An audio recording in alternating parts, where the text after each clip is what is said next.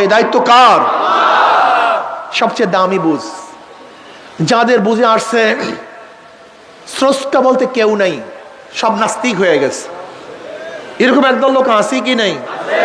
তারা বলে প্রাকৃতিক ভাবে সব কিছু সৃষ্টি, এর পেছনে স্রষ্টা বলতে কেউ নেই। এটা জাহেল। হযরত কবি ইকবাল সাহেব রহমতুল্লাহ আলাইহি, তিনি তো ডক্টর ছিলেন, অনেক বড় শিক্ষিত ছিলেন। তার কাছে এক আলেম অভিযোগ করছে যে হযরত স্রষ্টা আছে কি নাই। কনফিউশনের মধ্যে পড়ছে, স্রষ্টা আছে কি? তিনি তাকে পাল্টা প্রশ্ন করছে, তুমি স্রষ্টা না সৃষ্টি?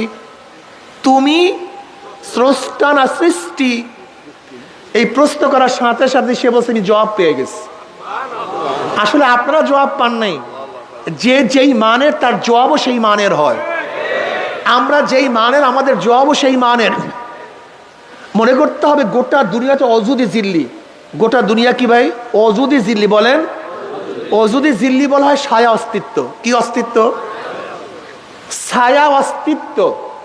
ছায়ারও কি একটা অস্তিত্ব আছে কি নাই? ঘরের ছায়া, গাছের ছায়া, মানুষের ছায়া, ছায়ার একটা অস্তিত্ব আছে কি নাই?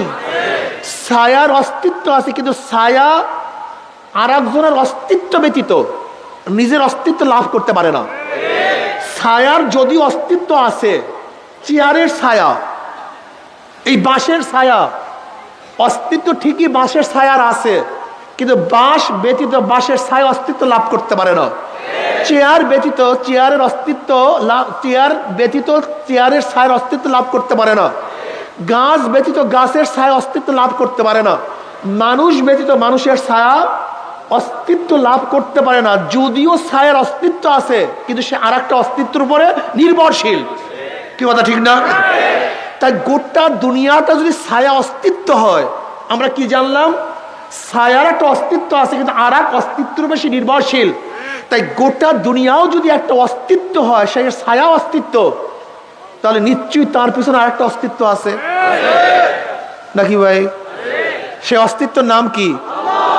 জোরে বলেন।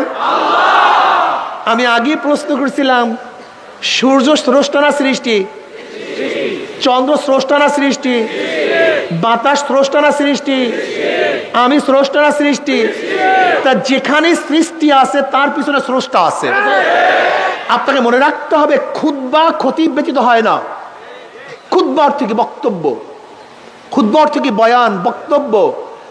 একজন ব্যক্তি বক্তব্য দেওয়া ব্যতীত কোনোদিন খুতবার অস্তিত্ব হয় না। কিতাবাত, এটা লেখনী। একজন কাতেব পিছনে না থাকলে, একজন লেখক পিছনে না থাকলে লেখার অস্তিত্ব লাভ করতে পারে না। কথাটা বুঝাতে পারি না? বয়ান, একজন বয়ানকারী না থাকলে বয়ানের অস্তিত্ব হয় না। বক্তৃতার পিছনে কি লাগবে? একজন বক্তা লাগবে। লিখনির পিছনে কি লাগবে? একজন লেখক লাগবে। এছাড়া লেখার অস্তিত্ব আসে? তা আমি বললাম সূর্য কি, চন্দ্র কি, মাটি কি, বাতাস কি? যেখানে সৃষ্টি আছে পিছনে একজন স্রষ্টা আছে। সৃষ্টির অস্তিত্ব লাভ হয় না স্রষ্টা ব্যতীত। আপনার জিজ্ঞাসা করেন, দুনিয়া যদি সৃষ্টি হয় তা তার পিছনে কি আছে? তা তুমি কিভাবে স্রষ্টাকে অস্বীকার করো? তুমি এটা বিয়াকুব নাকি? তোমার অস্তিত্ব তোমার সৃষ্টি প্রমাণ করে পিছনে কি আছে? স্রষ্টা। যারা অস্বীকার করছে স্রষ্টা নাই, তারা নাস্তিক। যারা স্রষ্টাকে স্বীকার করছে তারা আস্তিক। এদিক থেকে গোটা ধার্মিকরা আস্তিক। গোটা ধার্মিকরা কি? হিন্দুরা স্রষ্টা মানে, মানে কি মানে না? খ্রিস্টানরা, ইহুদিরা সবাই স্রষ্টা মানে। মুসলমানরা স্রষ্টা মানে, কিন্তু মানার দিক এক না, মানার দিকটা ভিন্নতা আছে। যেমন হিন্দুরা স্রষ্টা মানে, খ্রিস্টানরাও স্রষ্টা মানে, ইহুদিরাও স্রষ্টা মানে। খ্রিস্টানরা কয়জন স্রষ্টা মানে? 3 জন। জোরে বলেন কয়জন? আল্লাহ একজন, তার স্ত্রী মারিয়াম তিনিও খোদা, আর তার ছেলে ঈসাতেও কি? কারণটা কি? জাত জাতি হয়, জাত জাতি হয়। কলা গাছের গোড়ার থেকে কি হয়? বাঁশের গোড়ার থেকে, বাঁশের গোড়ার থেকে অন্য কিছু হয় না, সেটাও বাঁশ। কলা গাছের থেকে যা কিছু হয় সেটা কলা গাছ, মানুষের থেকে যা হয় নাকি অন্য কিছু? জাত থেকে যা বের হয় একই জাত হয়। যেহেতু ঈসা আল্লাহর থেকে বের হয়েছে, তাহলে কি হবে? কথা বলে না কেন? সেও আল্লাহ হবে। ওদের যুক্তি এই যে ঈসা করে খোদা বানায় ফেলেছে। জোরে বলেন নাউযুবিল্লাহি মিন যালিক। আপনারা জানেন কি জানি না, ব্রিটিশ এদেশ দখল করার পরে গোটা পাক ভারত উপমহাদেশের সমস্ত মানুষদেরকে খ্রিস্টান বানাবার একটা পরিকল্পনা হাতে নিয়েছিল। গোটা মানুষ কি হবে? খ্রিস্টান হবে। এ প্ল্যান। যেরকম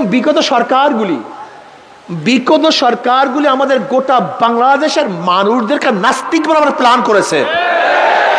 কিভাবে নাস্তিক বানানো যায় সেটা পরে বলতেছি। ঠিক ব্রিটিশও চিন্তা করছিল গোটা পাক ভারত উপমহাদেশের সমস্ত মানুষকে কিভাবে, সবাই অন্যদিকে খেয়াল, কি বানানো যায়। এই প্ল্যানটা কি করছে? গোটা পাক ভারত উপমহাদেশের বড় বড় জামে মসজিদগুলিতে খ্রিস্টান পাদ্রীরা শুক্রবার দিন বয়ান করত। এটা বাধ্যতামূলক, বয়ান করতে দিতে হবে, সরকারের ল আইন। এর জন্য জুমার মসজিদে খ্রিস্টান পাদ্রীরা বয়ান করত। তাই দিল্লির মসজিদে একদিন খ্রিস্টান পাদ্রী গেছে বয়ান করার জন্য। এবার খ্রিস্টান পাদ্রী মুসল্লিদের কাছে প্রশ্ন করছে, আপনার বাবার নাম কি? বলে আমার বাবার নাম আব্দুল্লাহ। আপনার বাবার নাম? আব্দুর রহমান। বলে আপনার বাবার নাম? বলে আব্দুল করিম। বলে আচ্ছা, এখানে বাবা ছাড়া কেউ নাই? বলে না। একজন বাবা ছাড়া নাই? বলে না। বাবা ছাড়া কেউ হতে পারে? বলে না। এবার পাদ্রী পাল্টা প্রশ্ন করছে, যেহেতু বাবা ছাড়া কেউ হতেই পারে না, প্রত্যেকের বাবা আছে, এবার বলেন তো ঈসার বাবাকে? প্রশ্ন করছে, এবার বলেন তো ঈসার বাবাকে? এখন প্রত্যেকের দিকে তাকায়, কেউ জবাব দেয় না। বলে যান, এই প্রশ্নের জবাব আজকে দেওয়ার দরকার নেই, আগামী জুমায় এই প্রশ্নের জবাব দিবেন। সবার যেহেতু বাবা আছে, বাবা ছাড়া কেউ জন্মগ্রহণ করতে পারে না, নিশ্চয়ই ঈসার একজন বাবা আছে, সেই বাবাকে আগামী জুমার মসজিদে জবাব দিবেন। একজন মুসল্লি দাঁড়ায় বলতেছে, আগামী জুমার দরকার নাই, পাদ্রী সাহেব বলেন, আমরা ফেল করছি, আপনি বলেন ঈসার বাবাকে। আমরা ফেল করছি, আপনি বলুন। এবার পাদ্রী সাহেব বলছে, দেখেন বাবা ছাড়া কেউ হতে পারে না, এটা নিশ্চিত। তাই নিশ্চয়ই ঈসার একজন বাবা আছে, সেই বাবা আল্লাহ। এবার মুসল্লি পাল্টা প্রশ্ন করছে, বুঝলাম তো আল্লাহ ঈসার বাবা, তা ঈসার বাবার সন্তান কয়জন? ঈসার বাবার সন্তান একজন। আমার সন্তান 10 জন, আর ঈসার বাবার মাত্র একজন সন্তান। ঈসার বাবা এত দুর্বল, এত অপারগ, মাত্র একটা সন্তান জন্ম দিছে, আর আমি 10টা সন্তান জন্ম দিছি। যদি ঈসার বাবা এত দুর্বল হয়, সে আমাদের খোদা হতে পারে না, তাকে আমি আল্লাহ মানতে পারি না। ওই যে পাদ্রী ভাগছে, আর কোনোদিন দিল্লির মসজিদে ঢোকে নেই, পালায়া গেছে। ঠিক আমাদের গোটা সন্তানদেরকে নাস্তিক বানাবার চক্রান্ত চলতেছিল। কিভাবে? দি অরিজিন অফ ম্যান, মানুষের আদি উৎস কি? মানুষ কি আদম থেকে না মানুষ থেকে, না মানুষ জানোয়ারের থেকে? একটা মাসালা আছে কি নাই? আমাদের 6-7 ছোট ছোট বাচ্চাদেরকে, বাবা তুমি পড়ো কিসে? তুমি কিসে? ও দাঁড়াও, মাস্ক খোলো, তোমার এখানে ধুল নেই তো বাবা। এই বাচ্চার মাথা যদি ঢুকানো হয়, এই ছোট বাচ্চার মাথা যদি ঢুকানো হয় যে তোমার উৎস কোথার থেকে, এই বাচ্চাকে জানে থিওরি বিবর্তন কি, পরিবর্তন কি, এটুকু জানে?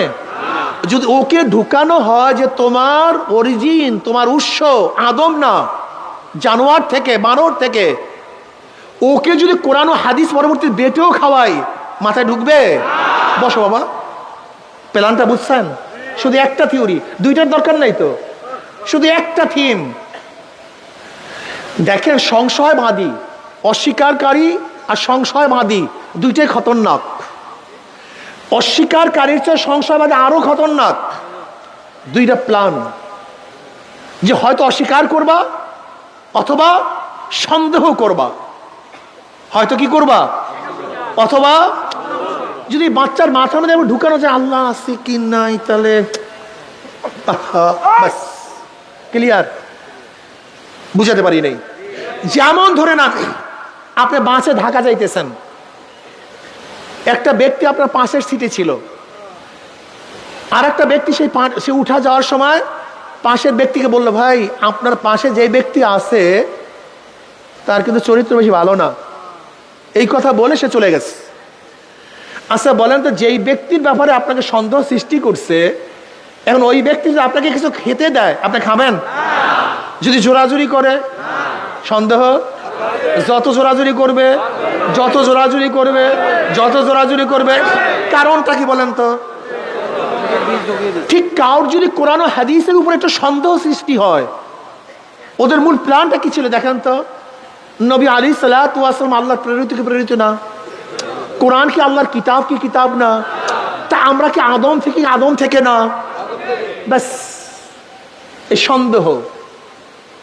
বিশ্বাস করেন অথবা নাই করেন, এখানে যারা মুসল্লি আছেন, এর মধ্যে হাজারো মুসল্লি আছেন সংশয়বাদী। সংশয়বাদী, অনেক মুসল্লি সংশয়বাদী।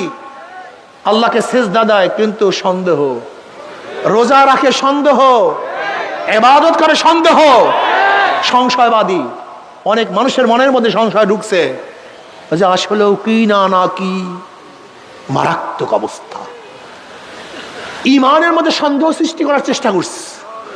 এই যত আর্টিকেল, যত নাটক, যত নভেল, যত সিনেমা, এর মূল কি? আমাদের ইমানের উপরে আঘাত করা, আর কিচ্ছু না। শুধু ইমানের উপরে আঘাত করো। আপনি ভাবছেন আপনি নামাজ পড়তেছেন কিসের বলে জানেন? ইমানের কারণে। আপনি রোজা রাখতেছেন কেন জানেন? ইমানের কারণে। আপনি নামাজ পড়েন না কেন জানেন? আপনার ইমান দুর্বল হওয়ার কারণে। আপনি রোজা ছাড়তেছেন জানেন? ইমান দুর্বল হওয়ার কারণে।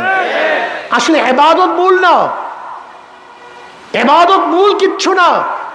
ইবাদত যেই জিনিসে করায় সেই জিনিসের বারবার আঘাত করতেছে ওরা, সেটা হলো ইমান। সেটা কি?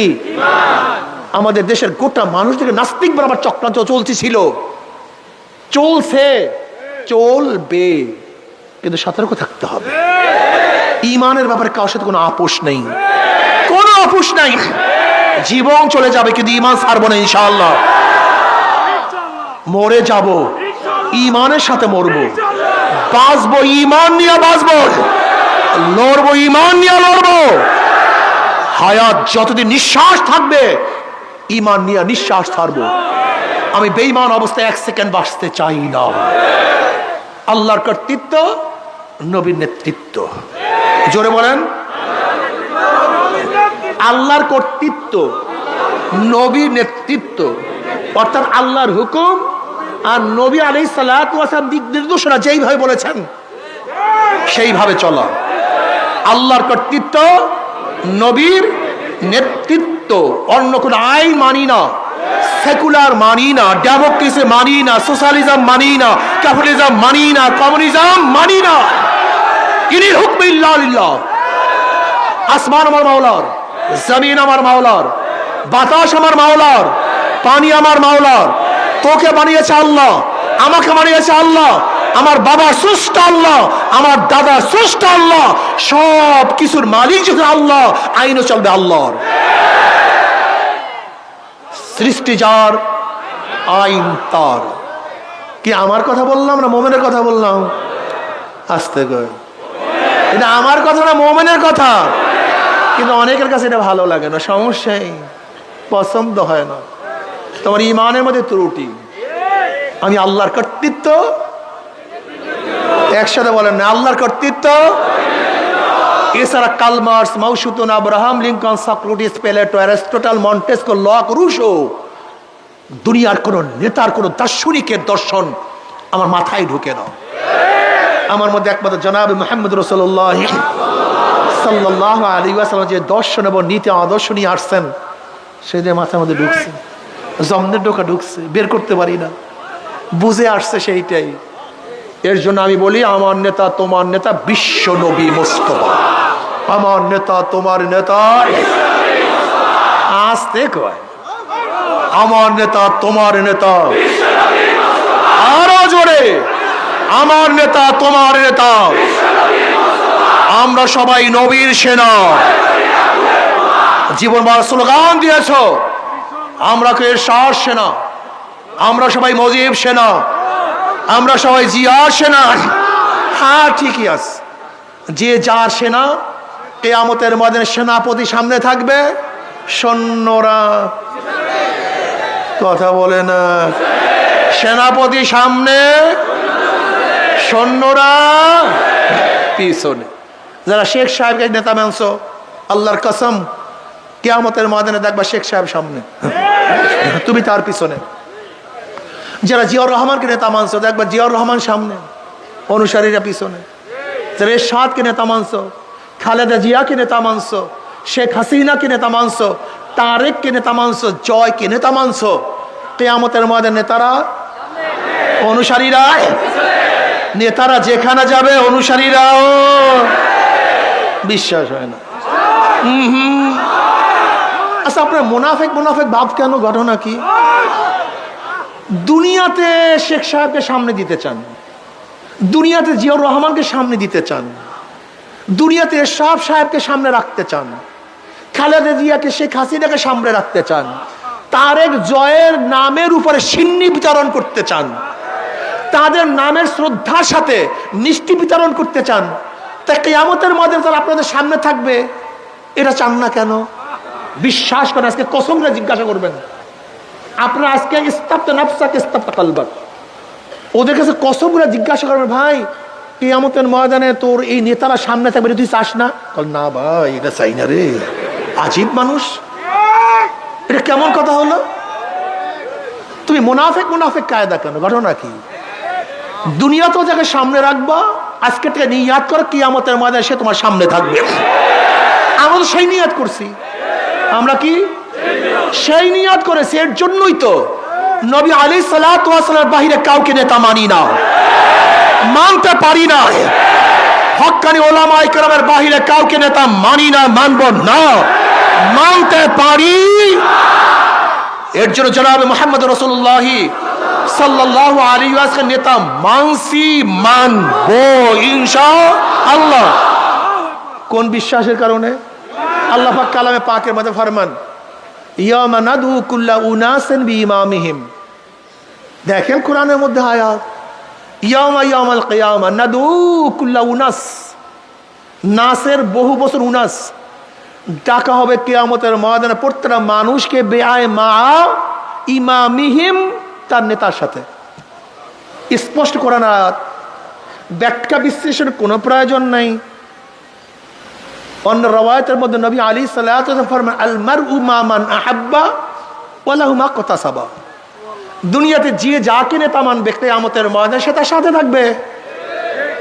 সোজা হিসাব, মান তাশাব্বাহা বিকওমিন ফাহুয়া মিনহুম। যার সাথে যার মোহাব্বত তার সাথে তার কি। ভাই আশ্চর্য হয়ে গেছেন নাকি? সমস্যা কি? সমস্যা কি? শুধু কি তাই? আর সুন্দর মজার মজার কথা আছে। দেখেন কিয়ামত পর্যন্ত যত অন্যায় হত্যা হবে, কি হবে? একটা ভাগ কাবিল পাবে। কাবিলকে আদম আলাইহিস সালাতু ওয়াস সালাম সন্তান নাকি ভাই? কিয়ামত পর্যন্ত ওই আদম আলাইহিস সালাতু ওয়াস সালাম জমানার থেকে কিয়ামত পর্যন্ত যত অন্যায় হত্যা হবে এর একটা ভাগ কি পাবে? কারণটা কি? এই প্রথম অন্যায় হত্যার সূচনা করছে কে? এই বুখারীর মধ্যে রওয়ায়াত আছে, যেমন তেমন কথা না। যেহেতু অন্যায় হত্যার সূচনা করছে কাবিল, এর জন্য কিয়ামত পর্যন্ত যত অন্যায় হত্যা হবে তার একটা ভাগ কাবিল পাবে। তার মানে এই হাদিস থেকে কি বুঝলাম? কিয়ামতের ময়দানে হাজারো মুসল্লি যাদের কপালের মধ্যে নামাজের দাগ, দেখবে লক্ষ লক্ষ ব্যারেল মদের গুনাহ, লক্ষ লক্ষ জেনার গুনাহ, লক্ষ লক্ষ সুদের গুনাহ, ঘুষের গুনাহ। আল্লাহ, আমি তো কোনোদিন মদ দেখি নাই, কোনো মেয়ের দিকে তাকাই নাই, এত মদের গুনাহ আসলো কোথার থেকে? আল্লাহ বলবেন, দেখ তুই তো মদ পান করস নাই, কিন্তু যাদেরকে ভোট দিয়ে সংসদে পাঠাইয়া মদের আইন পাশ করার ব্যবস্থা করছো, ওরে কপাল পোড়া, তোর ধাক্কা বেঁচে তো মদের আইন পাশ হইতো। এর জন্য আমি শ্রেষ্ঠাদের মাথায় দেবো, তুই তো ধাক্কা দিয়ে পাঠাইয়া দিস, আর করবো কি? এসব গুনাহ তোর আমল নামায়। বুঝাতে পারি নেই। আপনাদের এই চিটাগাঙ্গের কিছু যুবকরা কর্ণফুলী নদীর কাছে বসবাস করে। এক খেয়ালাকে বলতেছে, ভাই আমি একটু ওপারে যাব চুরি করার জন্য, আমরা যুবক মানুষ একটু চুরি টুরি করবো। খেয়ালা বলছে, আমি চরমরায়ের মুরিদ মিয়া, তবলিগ করি, যখন আমি পাগড়ি পরি, মাথায় টুপি, আমি চুরির ভাগের মধ্যে নেই, কিন্তু তোমরা যেহেতু একটু চুরি করার জন্য নিয়াত করছো আর আমার খেয়া ব্যতীত পারবা না, আসো একটা ধাক্কা দিয়ে দেই। খেয়ালা ধাক্কা দিয়ে একটু পার করে দিচ্ছে। ও কিন্তু চুরির ভাগের মধ্যে নেই, কোনো গুণা টুনা আছে খেয়ালার? কেন ভাই সে চুরির ভাগের মধ্যে নেই? সমস্যাটা কি বলেন তো? কি করছে? ওই একটা ধাক্কা দিছে নাকি? ওই ধাক্কা দেওয়ার কারণে যত চুরি করছে ও সমপরিমাণ। তুই ধাক্কা দিলি কেন? আপনার ভোটের ধাক্কা যদি সংসদে পাঠাইতে না পারতেন, যখন স্পিকার সাহেব বিল উত্থাপন করছে, মদের পক্ষে কে, মদের পক্ষে কে, মদের পক্ষে কে হাত তুলছেন, হ্যাঁ জিতছে, হ্যাঁ জিতছে, হ্যাঁ জিতছে, এই মদের পক্ষে আপনার ভোট ব্যতীত হাত তুলতে। এখন এই গুণাটা কে নেবে একটু বলেন তো? হ্যাঁ, আপনার বাবাই নেবে আর ফেরেশতারা নেবে, জিনেরা নেবে সব। বেয়াকুব বুঝেই না ইসলাম কি জিনিস, ইসলাম কি জিনিস বেয়াকুব বুঝেই না। সমস্যাই ধরে নেন, আজকে আমি বিল উত্থাপন করলাম যে আল্লাহ নাই, আল্লাহ নাই, আল্লাহ নাই, এর সাথে কে কে একমত আছেন? যদি হাত তোলেন অবস্থাটা কি? কথা বলে না, কোনো ঘটনা কি? আমি বিল উত্থাপন করলাম আল্লাহ নাই, আল্লাহ নাই, আল্লাহ নাই, এর উপরে কে কে একমত আছেন? হাত তোলেন, অবস্থাটা কি? আমি হাত তোলাটা কি মনে করছেন? এটা কি আর কি মনে করছেন নাকি? হাত তোলাটাকে ফাইজলামি মনে করছেন নাকি? হ্যাঁ, যাদের ভোটের মাধ্যমে জেনার আইন পাশ হয়েছে, আপনি জানেন বাংলাদেশে জেনা বৈধ। একটা যুবক যুবতী সম্মতি হয়ে যদি অপকর্মের মধ্যে লিপ্ত হয় আর হাইকোর্টে কেস দায়ের করেন, হাইকোর্ট সুপ্রিম কোর্টের চিফ জাস্টিসের বাবার কোনো ক্ষমতা নাই তার বিচার করার। এই জেনার বিচার বাংলাদেশে হবে না, যেহেতু জায়েজ, বৈধ। আর এই বৈধ করছে কাদের ভোটে? আসতে কয় ঘরে নাকি? কয় রাকাত নামাজ পড়বেন? কত সেজদা দেবেন আল্লাহকে? আরে কি আজীব! তুমি সমর্থন, আরে ভাই ভোট লাগে না, 100 বছর পর দেবেন সেটা ভিন্ন কথা। দেন নাই 91-তে, 96-তে দেন নাই, 81-তে দেন নাই, কাদেরকে দিছেন? আবারও তো দিবেন। ইবরাত কা যা হয় তামাশা নেই। শোনেন, লাস্তা আলাইহিম বিমুসাইতির, আমি বক্তব্য মানাবার জন্য আসিনি, বক্তব্য শোনাবার জন্য আসছি। একজনও মানিয়েন না আমার কথা, একজনও মানিয়েন না, কোনো আফসোস নেই, কোনো সমস্যা নেই। আমি কিসের জন্য আসছি ভাই? না মানাবার জন্য। মানেন আর না মানেন, গাঠি বাড়িয়া ফালা দেন, কিন্তু বুঝিয়া শুনিয়া কিয়ামতের ময়দানে উঠবেন। খবরদার, যারা কিয়ামতকে বিশ্বাস করেন, যারা বিশ্বাস করেন না তাদের কাছে কোনো বক্তব্য নেই। যারা কিয়ামতকে বিশ্বাস করেন, ওয়াম্মা মান খাফা মাকামা রাব্বিহি ওয়া নাহান নাফসা আনিল হাওয়া ফাইনাল জান্নাতা হিয়াল মাওয়া। আপনার মন করা দিন পালন করে দিন হবে না, আপনার মন করে ইবাদত হবে না, আপনার মনে যা চাইবে তা করবেন, আর ইসলামের দাবি করবেন হবে না। আজকে হাজার ইসলামের দলের নামে সুন্নাতকে অবহেলা করে, আল্লাহর সুন্নাতকে অবহেলা করতেছে, রাসূলের সুন্নাতকে জলাঞ্জলি দিচ্ছে। মন করে ইসলাম হয় না, এত সহজ মনে করিয়েন না। আলাইকুম বিসুন্নতি ওয়া সুন্নাতিল খুলাফায়ে রাশিদিন আল মাহদিয়িন তামাসসাকু বিহা ওয়া আদ্দু আলাইহা বিন নওয়াজিস। তোমাদের উপরে আমার সুন্নাত, আমার খোলাফায়ে রাশিদিনের সুন্নাত, তামাসসাকু বিহা, চঙ্গল মারিয়া ধরো। চঙ্গল কাকে বলা হয়? যেরকম বাঁশ পাখি কোনো শিকারীকে যখন ধরে নখগুলি সোজা ঢুকিয়ে দেয় তার গোশের মধ্যে, এরপর বাঁকা করে। এখন অবস্থাটা কি? হাজার চেষ্টা করলে গোশত ছিঁড়িয়া যাবে, কিন্তু শিকারী ছুটবে না। এইভাবে ধরো। ও আদ্দু আলাইহা বিন নওয়াজিস, মারির দাঁত দিয়ে। কোন দাঁত দিয়ে? সামনের দাঁত না, সামনের দাঁত দিয়ে ধরলে, টান দিলে ছুটে যাবে, ছিঁড়ে যাবে, ভেঙ্গে যাবে। মারির দাঁত, হাজারো ঝড় আসবে, হাজারো বিপদ আসবে, হাজারো দল মন্তব্য করবে, হাজারো দার্শনিক দর্শন দিবে, হাজারো ক্ষমতাওয়ালারা তোমাদেরকে টাকা দিবে, পয়সা দিবে, চাকরি দিবে, খবরদার সুন্নাত ছাড়বো না। সুন্নাতকে মারিয়ে দা দিয়ে আঁকড়িয়ে ধরো। গোটা দুনিয়ায় কেউ সুন্নাত না মানলে আমি একা সুন্নাত মানবো।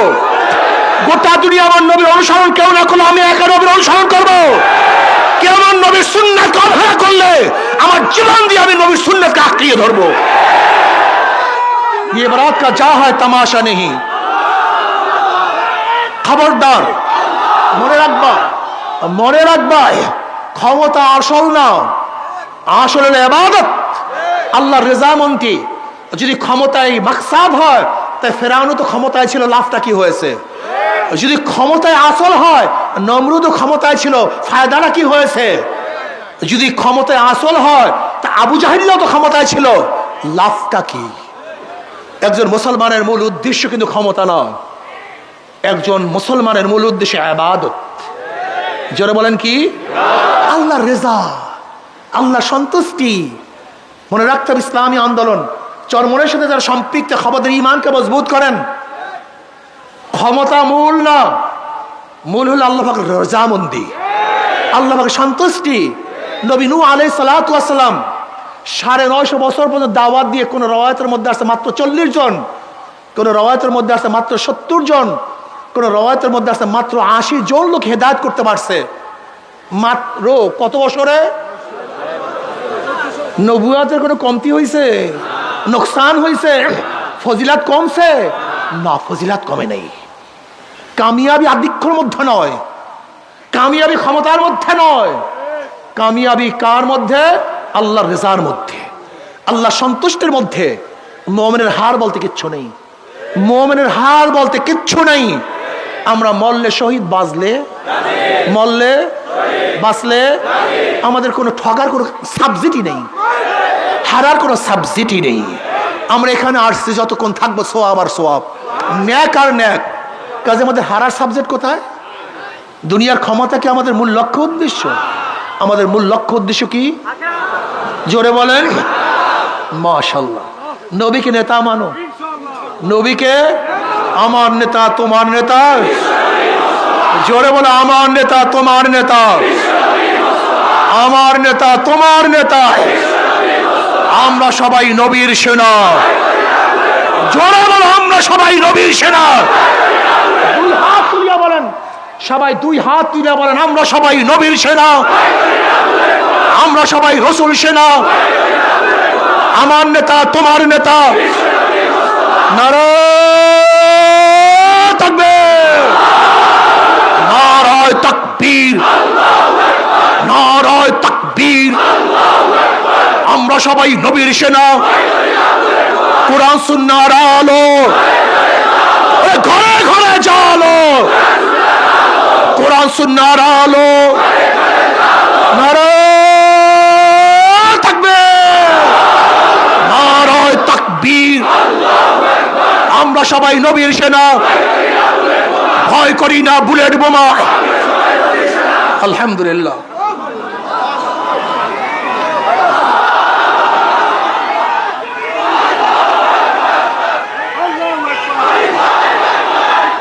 বসেন সবাই। দেখেন, আমরা দুনিয়াতে কিছু না পাইলেও সবসময় আখিরাতের চিন্তা করি। ওমর রাদিয়াল্লাহু তাআলা আনহু, বুখারীর মধ্যে রওয়ায়াত আছে, বসে বসে খেজুর খায়। নবী আলাইহিস সালাতু ওয়াস ওই জান্নাতের দিকে যার প্রশস্ততা আসমান এবং জমিনের ফাঁকা পরিমাণ। ওমর রাদিয়াল্লাহু বললেন বাহ বাহ। নবী বলেন বাহ বাহ বললা কেন? কোন ওই জান্নাতের মালিক হতে চাই, ওই জান্নাতের মালিক হতে চাই। নবী আলাইহিস সালাতু ওয়াস সালাম বলেন হ্যাঁ। ওমর রাদিয়াল্লাহু খাজুরকে ফেলে দিলেন, বলে খাজুর খাওয়া পর্যন্ত সময় আমি দিতে পারবো না। ঝাঁপায়া পড়ছেন, যুদ্ধের ময়দানে শহীদ হয়ে গেছেন। দুনিয়াতে টাকা পাইছিলেন, পদ পাইছিলেন, তা ঝাঁপায়া পড়ছেন কিসের আশায়? কথা বলে না কেন? বাস আমরা চাই জান্নাত। এক সাহেব বলছে ইয়া নবী আল্লাহ, আমি ঈমান আনলে কি হবে? বলে জান্নাত পাবা। বলে আমাকে তওবা করান, বয়াত করান। মুসলমানের খেলা কি? জোরে বলেন জান্নাত। আমরা জান্নাত চাই, আল্লাহর রেজা চাই, আল্লাহর সন্তুষ্টি চাই। নবীর সাথে কিয়ামতের ময়দানে জান্নাতে যেতে চাই। রাজি আছো তো? আল্লাহ কবুল করিয়া নেও না সবাইকে। যদি জান্নাতে যেতেই চাও নবীকে মোহাব্বত করতে হবে। মান আহাব্বা সুন্নতি ফাকাদ আহাব্বানি ওয়া মান আহাব্বানি কানা মাই ফিল জান্নাহ। নবীর মোহাব্বত সাহাবাদের মধ্যে কত সুন্দর ছিল, কত মারাত্মক তাদের মোহাব্বত ছিল নবীর। হযরত আফরার দুই সন্তান মুআজ রাদিয়াল্লাহু আনহুমাকে তার মা দুইজনকে নিয়ে আসছেন, বলছে ইয়া নবী আল্লাহ, ইয়া রাসূলুল্লাহ, মক্কার মধ্যে আবু জাহেল আপনাকে অনেক কষ্ট দিছে, আমার সন্তানদেরকে নিয়ে যান মক্কার মধ্যে, যারা কষ্ট দিচ্ছে তাদের বিরুদ্ধে যুদ্ধ করার জন্য। নবী আলাইহিস সালাতু ওয়াস সালাম বলে, তো ছোট বাচ্চা, এরা তো যুদ্ধ করতে পারবে না। নবী আলাইহিস সালাতু ওয়াস সালাম প্রশ্নের জবাবে আফরা বলতেছে, ইয়া নবী আল্লাহ, ইয়া রাসূলুল্লাহ, আমি জানি আমার সন্তান যুদ্ধ করতে পারবে না, কিন্তু যখন আপনার উপর আঘাত আসবে আমার সন্তানকে ঢাল হিসেবে ব্যবহার করবেন। এ আমার মা বোনেরা, ও আমার মা ও বোনেরা, এই আফরা রাদিয়াল্লাহু আনহা কিয়ামতের ময়দানে উঠবে, তুমি আমিও কিয়ামতের ময়দানে উঠব।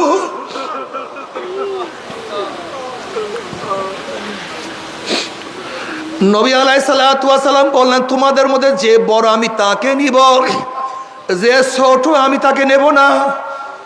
এবার ছোট ভাই বড় ভাইকে বলছে, ভাইয়া আমরা যখন পাশে দাঁড়াবো তুমি একটু নিচু হইয়া দাঁড়াবা, আমি একটু পায়ের উপরে ভর দিয়া দাঁড়াবো, যেন আমাদের দুজনকে সমান দেখা যায়। নবী আলাইহিস সালাতু ওয়াস সালাম তার অবস্থা দেখেন, মিঠুর মুঠে হাসতে আছেন। যখনই দাঁড়াইছে দেখো দুজন সমান, এখন কাকে বাদ দিবে কাকে নিবে? এবার নবী আলাইহিস সালাতু পরীক্ষা করে, তোমাদের মধ্যে যার শক্তি বেশি আমি তাকে নেব, যার শক্তি কম আমি তাকে নেব না। এবার ছোট ভাই বলছে, ভাইয়া যদি তুমি আমাকে হারাইয়া দাও আমি যুদ্ধের নেয়ামত থেকে মাহরুম হয়ে যাব, বরং একবার তুমি আমাকে হারাবা আর একবার আমি তোমাকে হারাবো। যখন সমান হয়ে যাব নবী আলাইহিস সালাতু ওয়াস সালাম আমাদের কাউকে রাখিয়া যাইতে পারবে না। এবার একবার ছোট ভাইকে হারাইছে, আর একবার ছোট বড় ভাই ছোট ভাই বড় ভাইকে হারাইয়া দিছে। এবার দুজন যুদ্ধের ময়দানে রওনা করছে। আব্দুর রহমান আউফ রাদিয়াল্লাহু ফরমান, আমি দেখি আমার দুই পাশে দুইটা ছোট বাচ্চা, আমি ভাবতেছিলাম দুইটা ছোট বাচ্চা না হইয়া যদি বড় যোদ্ধা হইতো আমার জন্য কতই উপকার হইতো, কতই না ফায়দা হইতো। আমি এই চিন্তা করতেছিলাম, হঠাৎ পাশের থেকে ওই ছোট দুইটা বাচ্চা আমাকে বলে, চাচা চাচা আবু জেহেল কোথায়? বলে, আবু জেহেল দিয়া তোমরা কি করবা? তখন বাচ্চা দুইটা বলতে আছে, আবু জেহেল আমার নবী আলাইহিস সালাতু ওয়াস সালামকে মক্কায় বহুত কষ্ট দিছে, আমার নবী সেজদার মধ্যে পড়ছে, তার মাথার উপরে উঠে পচা নারী বুড়ি চাপাইয়া দিছে, আমার নবীকে শিয়াবে আবু তালেবের মধ্যে 3 বছর অবরুদ্ধ অবস্থায় রাখছে, আমার নবীকে দেশ ছাড়িয়া হিজরত করতে বাধ্য করছে, আমার নবীকে এত কষ্ট দিয়ে সেই প্রতিশোধ নেওয়ার জন্য আমরা মক্কায় ময়দানে চলে আসছি। আব্দুর রহমান আউফ রাদিয়াল্লাহু ফরমান, এই কথাবার্তা বলতে আসি, এর মধ্যে দেখলাম আবু জাহেল নেতৃত্ব দিতে আছে। আমি ওই বাচ্চাদেরকে বললাম, ওই যে দেখো উঁচা ঘোড়ার উপরে পাগড়ি পরা আবু জাহেল নেতৃত্ব দিয়ে আছে, ওইটাই হলো আবু জাহাল। হযরত আব্দুর রহমান আউফ রাদিয়াল্লাহু ফরমান, আমি এই বলার সাথে সাথে দেখলাম আমার দুই দিক থেকে দুইটা বাচ্চা বাজ পাখির মতো আবু জাহেল উপর আক্রমণ করছে। একজন ভাই পায়ের উপর আক্রমণ করছে, কেউ ঘোড়ার উপর আক্রমণ করছে, আবু জাহেল তাদের উপর আক্রমণ করছে। আমি দেখতে আসি এক ভাইয়ের হাতের থেকে হাতটা ছুটিয়া চামড়ার সাথে ঝলতে আছে, সে যুদ্ধ করতে পারতেছিল না। হঠাৎ আমি দেখলাম যার হাত চামড়ার সাথে লাগা, সে হাতটাকে পায়ের নিচে নিয়ে একটা ঝটকা টান মারিয়া তার হাতটাকে সিরিয়া ফালাইয়া দিছে। বাবা রে, এরাও কিয়ামতের ময়দানে উঠবে, তুমি আমিও কিয়ামতের ময়দানে উঠবো। কি নিয়া কিয়ামতের ময়দানে উঠবো? খবরদার হিসাব নিকাশ না মিলাইয়া কেউ মাওলার কবরে যাইও না। আমার যুবক বাবার, আমার মুরব্বী বাবার, আমার পর্দার মা বোনেরা, কি নিয়ে রওনা করছো? কোথায় রওনা করছো? কি নিয়ে রওনা করছো? হাসিবু কবলাম তুহাসাবু, তোমার কাছে হিসাব নেওয়ার আগে তুমি তোমাকে হিসাব নাও। তোমার নামাজের অবস্থা কি? তোমার রোজার অবস্থা কি? তোমার পর্দার অবস্থা কি? আল্লাহ তুমি মাফ করিয়া দাও। আল্লাহ খবরদার, খবরদার, তওবা না করিয়া মাওলার কবরে যাইও না। যদি তওবা না করিয়া মাওলার কবরে যাও, ওই কবর তার কবর থাকবে না। কোন কোন নাফরমানের কবরের দুই পাশের মাটি এত জোরে চাপ মারবে, চাপের জোরে এক পাজরে হাঁটি আর এক পাজরে লাগাইয়া ফেলে, আল্লাহ মাফ করিয়া দাও। আর যদি মাওলাকে রাজি খুশি করিয়া কবরে যাইতে পারো, কবরটা জান্নাতের বাগিচা হয়ে যাবে। কিয়ামতের ময়দানে উঠবে, আল্লাহ পাক রব্বুল আলামিন তোমার চেহারাকে আলোকিত করিয়া ফেলাইবেন। আমল নামার ডাইন হাতে পড়িয়া যাবে, নেকের পাল্লা ওজন হইয়া যাবে, গুনার পাল্লা হালকা হইয়া যাবে। আল্লাহ তুমি আমাদের সবাইকে মাফ করিয়া দাও। তবে মোমেন মুসলমান বলতে সবাই মনে চায় গুনার থেকে ফিরিয়া নেক আমল করিয়া মাওলার জান্নাতে তো সবাইরই যাইতে মনে চায়। গুনাহ নিয়া মাওলার জাহান্নামে কাউরি কিন্তু যাইতে মনে চায় না। কিন্তু কেনই বা আমরা নেক আমল করতে পারি না? কেনই বা গুনার কাম ছাড়তে পারি না? এর মূল কারণ হলো আপনার এবং আমার পিছনে নফস এবং শয়তান লাগিয়া রয়েছে। এই নফস এবং শয়তান থেকে বাঁচার জন্য যে কোনো একজন হক্কানি আল্লাহর ওলির হাতে হাত দিতে হবে রে বাবা। খবরদার, বর্তমান জমানায় পীর মুরিদের নামে ভেজাল, ব্যবসা, দলাদলি, হিংসা, হাসাদে পরিণত হয়ে গেছে। সমস্ত আল্লাহর ওলির একমত যে এই পীরের 5 জন মুরিদের মধ্যে কম পক্ষে 3 জনকে দেখবা আলহামদুলিল্লাহ সুন্নাত মুআফাক আমল আখলাক মজবুত হইয়া যাইতে আছে, গুনার কাম ছাড়তে আছে, নেকের আমল ধরতে আছে, কলম নরম হইয়া চোখে পানি আসতে আছে। এরকম একজন হক্কানি আল্লাহর ওলির সাথে হাতে হাত দিয়া তার কথা অনুযায়ী মাওলার কবরে যাইও। আল্লাহুম্মা আমিন। রব্বানা যালামনা আনফুসানা ওয়া ইল্লাম তাগফির লানা ওয়া তারহামনা লানাকুনান্না মিনাল খাসিরিন। আল্লাহ, আমরা কতিপয় গুনাহগার বান্দা, গুনার বোঝা মাথায় দিয়া তোমার শাহী দরবারে হাত তুললাম রে মাওলা। দয়া করে, মায়া করে আপনি আমাদের জিন্দগির সমস্ত গুনাহ কথা মাফ করে দেন। আল্লাহ মাফ করবেনি না, ক্ষমা করবি না, তাহলে আপনার বন্দার এখানে কেন আসছে? আল্লাহ কি পাওয়ার জন্য আসছে, কি চাওয়ার জন্য আসছে? আল্লাহ, আমরা দুনিয়া পাওয়ার জন্য আসি নাই, দুনিয়া চাওয়ার জন্য আসি নাই, দুনিয়ার বিপদে পড়িয়া কেউ আসি নাই। কেউ নামাজ কাজা করিয়া ফেলাইছি, কেউ রোজা সারিয়া দিছি, কেউ বেপরদা অপকর্মের মধ্যে লিপ্ত হয়ে গেছি, কেউ হারাম কবিরা গুনাহ করিয়া ফেলাইছি। ইয়া আল্লাহ, আমরা জাহান্নামের কাজ করিয়া ফেলাইছি। আল্লাহ, জাহান্নামের খাতার থেকে আমাদের নামটা কাটিয়া দাও। আল্লাহ, জাহান্নামের খাতার থেকে আমাদের নামটা কাটিয়া দাও। আল্লাহ, জান্নাতুল ফেরদাউসের মধ্যে আমাদের নামটা উঠায়া নাও। আল্লাহ, আমার যুবক বাবাদেরকে কবুল করিয়া নাও। আল্লাহ, আমার মুরব্বী বাবাদেরকে কবুল করিয়া নাও। আল্লাহ, আমার মা বন্ধুকে কবুল করিয়া নাও। আমাদের হাওলা আওলাদ খাস গোলাম বান্দিকে কবুল করে নাও। রব্বানা হাব লানা মিন আজওয়াজিনা ওয়া যুররিয়াতিনা কুররাতা আইনু ওয়াজআলনা লিল মুত্তাকিনা ইমামা রব্বির হামহুমা কামা রব্বায়ানি সগীরা। ওয়া সাল্লাল্লাহু তাআলা আলা খায়রি খালকিহি মুহাম্মাদ ওয়া আলিহি ওয়া আসহাবিহি ওয়া আজওয়াজিহি ওয়া আতবাইহি আজমাইন আরহামনা মাআহুম বিরহমাতিকা ইয়া আরহামার রাহিমিন। আলহামদুলিল্লাহ। আর একজন মহিলা আলহামদুলিল্লাহ ইসলাম ধর্ম গ্রহণ করতেছে, মহিলা প্যান্ডেলে আছে আলহামদুলিল্লাহ। ওনার নাম ছিল আমি বৃষ্টি শ্রীদাস, এখন বর্তমানে নাম হলো ফাতেমা বেগম। সবাই আলহামদুলিল্লাহ।